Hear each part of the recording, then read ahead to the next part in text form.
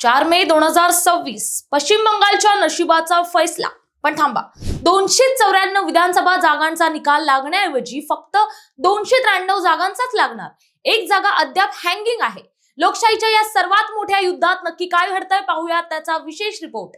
नमस्कार, मी प्राची शिरकर. प्रहार news line मध्ये आपलं स्वागत करते. पश्चिम बंगालमध्ये यंदा मतदानाचा नवा इतिहास रचला गेलाय. स्वातंत्र्य प्राप्तीनंतरच सर्वात जास्त म्हणजे तब्बल 92.47% मतदान. 2 टप्प्यात पार पडलेल्या या निवडणुकीत मतदारांनी तुफान गर्दी केली. पण मतमोजणीच्या दिवशी 294 पैकी एक आकडा कमी असेल.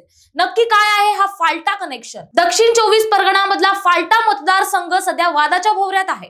29 एप्रिलला इथे लोकशाहीची अक्षरशः थट्टा उडवली. ईव्हीएम वर शाई फासली गेली. बटनांवर टेप चिकटवून मतदारांना रोखलं गेलं. हिंसाचार इतका वाढला की निवडणूक आयोगाला इथे मतदान रद्द करावं लागलं. आता फाल्टात 21 मे रोजी फेर मतदान होईल आणि निकाल 24 मे रोजी लागेल. इथल्या महिलांचा आक्रोश काळजाला घर पाडणारा आहे.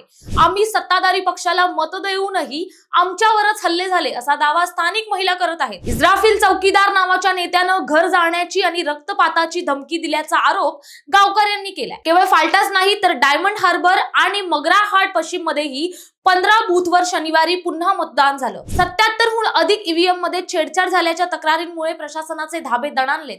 आज 293 जागांच्या निकालातून बंगालची गादी कोणाकडे जाणार हे स्पष्ट होईल. पण फाल्टाची ही जखम लोकशाहीवर डाग लावून गेलीय. विक्रमी मतदान ही आनंदाची बाब असली तरी ईव्हीएमशी होणारी छेडछाड आणि मतदारांना मिळणाऱ्या धमक्या ही लोकशाहीची थट्टा आहे. निवडणूक आयोगाचा कडक पवित्रा या गुंडगिरीला लगाम लावण्यासाठी गरजेचा होता. आजचा निकाल बंगालची नवी दिशा ठरवेल, पण पूर्ण चित्र 24 मे नंतरच स्पष्ट होईल. निकालाचा गुलाल कोण उधळणार, दीदी की मोदी? आजच फैसला. तर हे होतं 293 जागांचं गणित. आता निकालांच्या महासंग्रामात कोण बाजी मारणार याकडे देशाचंच नव्हे तर जगाचं लक्ष लागलंय. तुम्हाला काय वाटतं हे आम्हाला कमेंट करून नक्की कळवा आणि असेच अपडेट्स पाहण्यासाठी प्रहार सोबत जोडले राहा. धन्यवाद.